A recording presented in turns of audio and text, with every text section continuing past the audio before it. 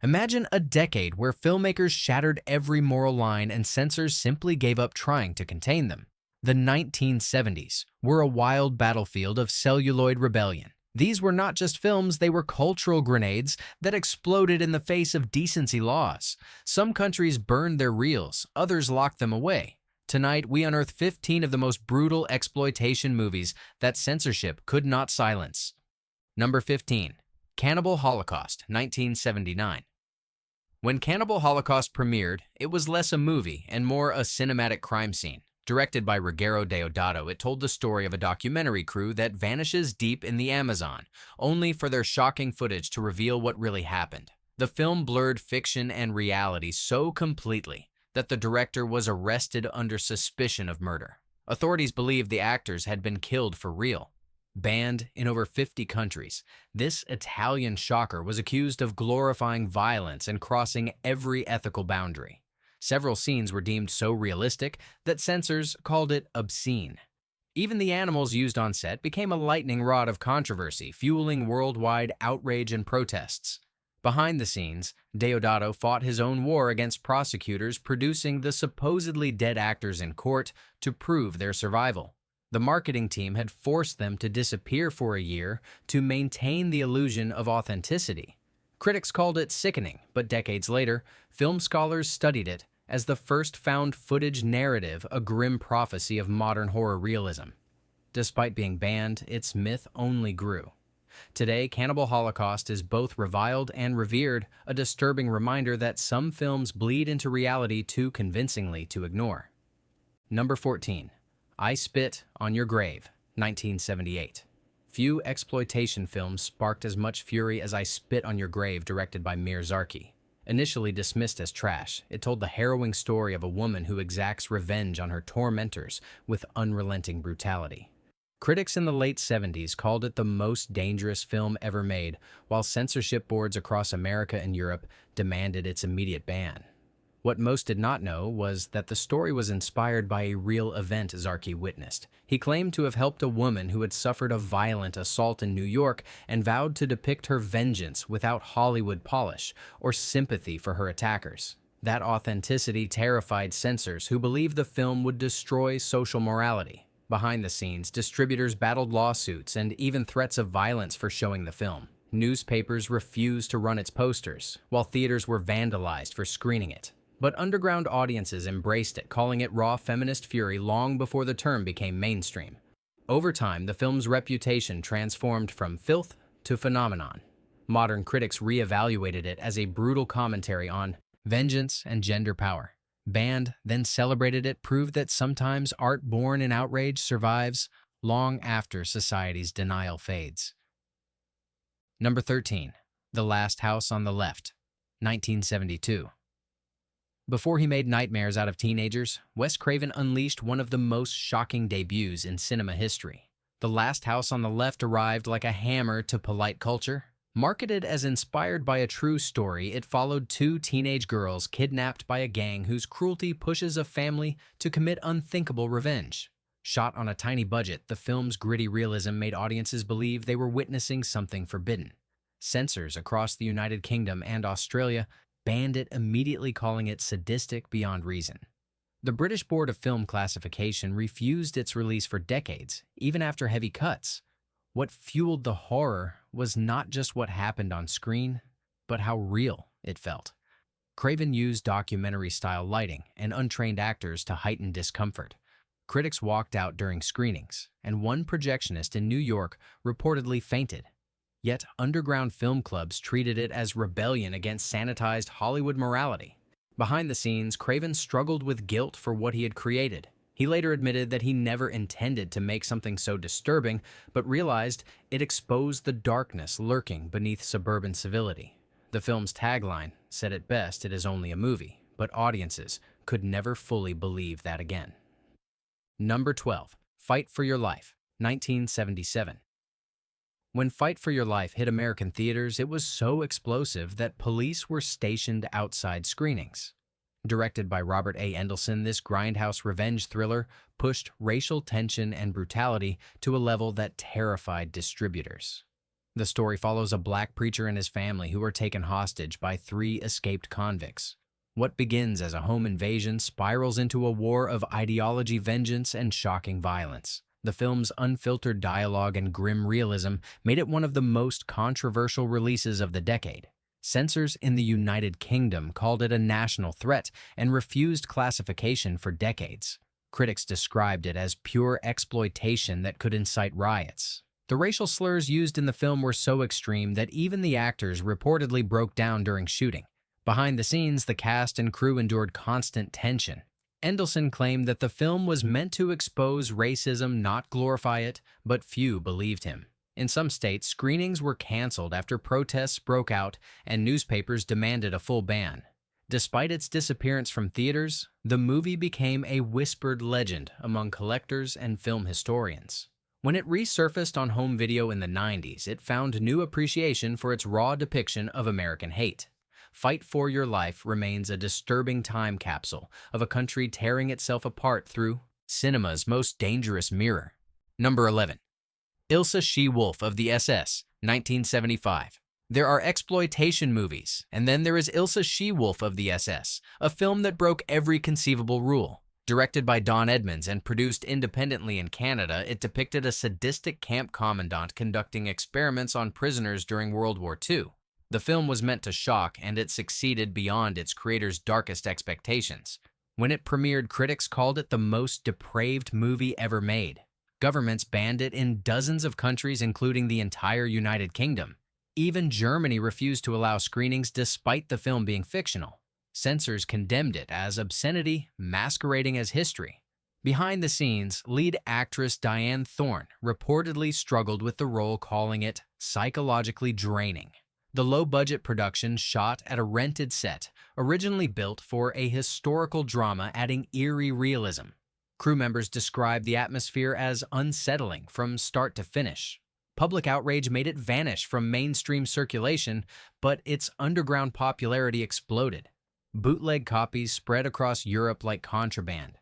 Decades later, film historians argued that the movie's shocking imagery was a reflection of society's fascination with power, cruelty, and guilt after the war. Ilse She-Wolf of the SS remains banned in several regions, yet continues to be studied as a grim artifact of exploitation's most dangerous extremes. Number 10. Blood-Sucking Freaks, 1976. If there was one film that defined outrage, it was Blood-Sucking Freaks. Directed by Joel M. Reed, this New York underground feature was marketed as horror satire, but audiences saw only madness. The story revolves around a demented showman who presents fake torture acts to a crowd unaware that what they are seeing is horrifyingly real. Upon release, it was immediately condemned by critics and pulled from theaters within weeks. Feminist groups picketed screenings and mainstream newspapers labeled it a disgrace to filmmaking. The Motion Picture Association of America demanded severe cuts before granting even an X rating. Several states banned it outright, citing public indecency. Behind the scenes, chaos reigned. Reed claimed the movie was intended as dark comedy about society's appetite for cruelty, but investors withdrew after the backlash. Some crew members walked off mid-production, unable to stomach the scenes being filmed. Yet, like many banned films, it refused to die. Bootleg VHS copies circulated through the 80s, cementing its reputation as the ultimate underground shocker.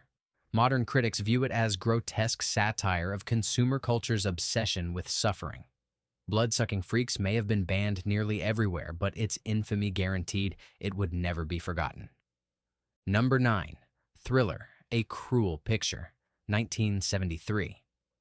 Also known to collectors as They Call Her One Eye, this Swedish exploitation thriller redefined the boundaries of cinematic brutality. Directed by Bo Arne Vebenius and starring Christina Lindberg, it told the revenge story of a young woman violated, enslaved, and left half-blind, who trains herself to become a silent assassin. The film mixed art house beauty with unflinching horror, turning every frame into a scream. When released in Sweden, authorities immediately seized its negatives, labeling it as obscene and morally destructive. The movie was banned across much of Europe and heavily censored in the United States. It was so graphic that new editing laws were debated in several countries just to prevent similar films from emerging. Behind the scenes, Vibanius claimed he was protesting the hypocrisy of polite society, using the language of exploitation to expose its hidden cruelty. But that explanation did little to calm critics. Christina Lindbergh, who had been known for her innocent image in soft European dramas, faced career-ending backlash. Despite suppression, the film developed a cult following among directors like Quentin Tarantino, who later borrowed its imagery for Kill Bill. Long after the ban's lifted Thriller, A Cruel Picture remained a symbol of how vengeance cinema can push audiences to confront their own appetite for violence. Its legacy is both disturbing and hauntingly beautiful, a film that scarred its viewers, yet became legend. Number 8. Snuff, 1976. Snuff is perhaps the most infamous hoax in exploitation history. Originally shot as a low-budget thriller titled The Slaughter Producers, added a fake ending showing a supposed real killing and rebranded it as proof of underground murder films. The marketing campaign whispered that it was genuine footage, and audiences believed it. When the movie premiered in New York, protesters stormed theaters accusing the filmmakers of creating real death on camera. The mayor's office demanded investigation while police raided screenings looking for evidence. Censors in multiple countries banned it instantly without even viewing the full reel. Behind the scenes, producers Alan Shackleton and Michael Finley fueled the rumor, deliberately staging a fake press release claiming the footage had been smuggled from South America. The tactic worked too well. The controversy turned the movie into an overnight sensation despite critics calling it technically awful. For years, Snuff was treated as proof of underground horror's existence, and even inspired police task forces to investigate real-life copycat rumors. In truth, it was pure marketing manipulation, but its psychological damage was real. The film exploited the public's deepest fear that cinema itself could cross from fiction into crime. Even now, its title remains shorthand for the darkest myth of film history. Number 7. The Texas Chainsaw Massacre, 1974. Few films terrified censors quite like The Texas Chainsaw Massacre. Directed by Tobe Hooper on a shoestring budget, this grim tale of a family of cannibalistic killers in rural Texas redefined horror realism. Though it shows little explicit violence, its raw sound design and documentary tone made audiences believe they were watching true brutality. Upon release, it was banned in several countries, including the United Kingdom, Germany, and parts of Scandinavia. Critics called it nihilistic and morally indefensible. The British Board of Film Classification refused classification until the late 90s. Even American theaters rejected the print, fearing riots. Behind the scenes, filming conditions mirrored the film's madness. The Texas heat reached unbearable levels, with actors fainting inside real animal carcasses used for props. Hooper claimed the film was his protest against political violence and media desensitization, but audiences only saw nightmare realism. What made the movie powerful was its authenticity. No monsters, no ghosts, only human cruelty amplified through sound and tension. Over time, it became one of the most influential horror films ever made, inspiring countless imitators. Once banned and despised, The Texas Chainsaw Massacre now sits in the Library of Congress, a grim monument proving that even the most censored art can become classic. Number 6. SS Experiment Love Camp, 1976. During the mid-1970s, Italian filmmakers pushed the boundaries of taste to new extremes, and SS Experiment Love Camp stood as one of the most controversial examples. Directed by Sergio Garone, it followed a fictional story set in a World War II prison camp, where prisoners became subjects of twisted experiments. Marketed as a war drama, it was in reality one of the most disturbing exploitation projects ever attempted. When it reached theaters, it immediately ignited outrage. Censors in the United Kingdom seized every copy under the Obscene Publications Act, labeling it one of the most offensive movies ever made. The British Board of Film Classification refused classification for decades, and police arrested video store owners who dared to sell it during the video nasty era of the 1980s. Behind the scenes, the production was chaotic.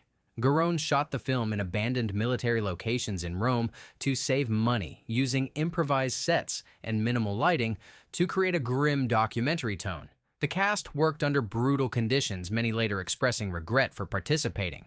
Critics condemned it as exploitation without morality, while underground fans treated it as forbidden cinema.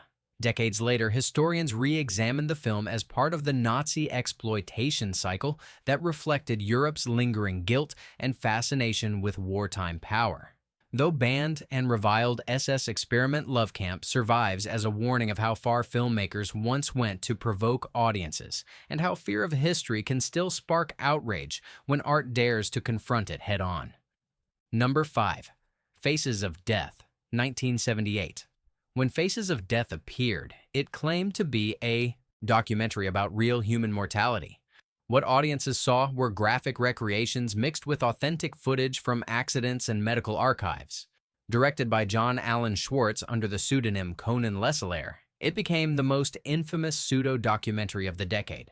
Banned in more than 40 countries, it was blamed for fainting incidents in theaters and moral panic across schools and communities. Governments from Australia to Norway labeled it dangerous propaganda. In the United Kingdom, police raided homes for illegal copies during the Video Nasty crackdown.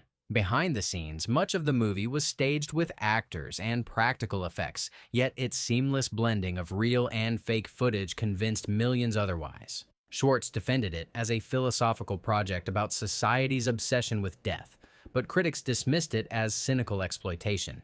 Despite censorship, Faces of Death became a massive underground success, selling millions of bootleg copies and spawning sequels. It also inspired filmmakers to explore the blurred boundary between documentary and fiction, paving the way for found footage horror decades later. The legacy of Faces of Death lies not only in its controversy, but in its disturbing reminder that audiences often crave the very horror they claim to reject. Number 4. Salon Kitty, 1976, directed by Tinto Brass. Salon Kitty was not an ordinary war film, but a lavish and explicit political satire produced in Italy and West Germany. Based on true events, it depicted an elite Berlin brothel secretly run by Nazi intelligence to spy on officers and officials through hidden microphones. Brass transformed history into grotesque theater-mixing espionage with surreal excess. When it premiered, censors from Italy to Britain erupted in outrage. The film was banned outright in several countries and heavily edited in others. German distributors feared lawsuits for defaming historical figures, while religious groups accused it of moral blasphemy. Behind the scenes, the production was as extravagant as the film itself. Shot on huge sets with hundreds of extras, it became one of the most expensive European exploitation films ever made. Lead actress Helmut Berger described the experience as both fascinating and traumatic. Critics were polarized, some calling it art, others calling it filth. In later years, Salon Kitty was rediscovered by scholars who saw it as a biting critique of authoritarian decadence and hypocrisy. What once seemed obscene now looked prophetic. Through its controversy, it revealed how power often hides corruption behind luxury and obedience. Long banned but never forgotten, it remains a symbol of how exploitation cinema could masquerade as political rebellion in its boldest form. Number 3. Men Behind the Sun, 1978. While often grouped with later shock films, Men Behind the Sun was born from the same brutal sensibility that defined 70s exploitation. Directed by Chinese filmmaker Mao, Tun Fayet told the horrifying story of Unit 731, the real Japanese military laboratory responsible for human experimentation during World War II.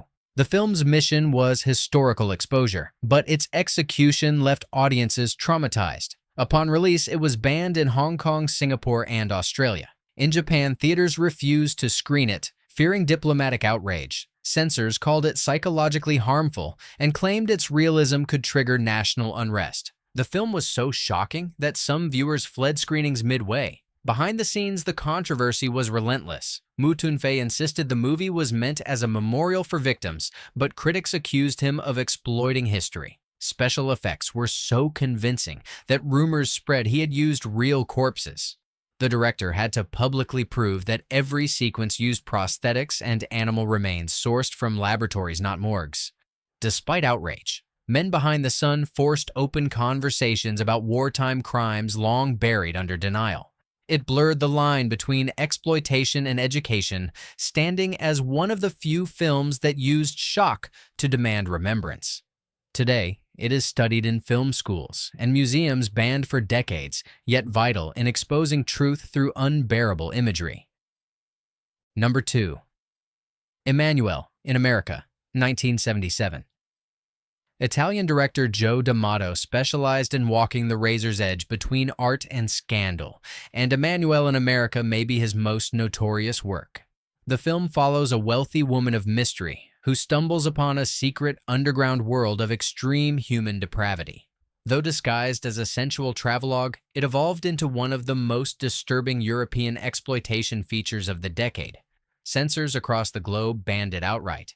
Even Italy considered prosecuting D'Amato for obscenity.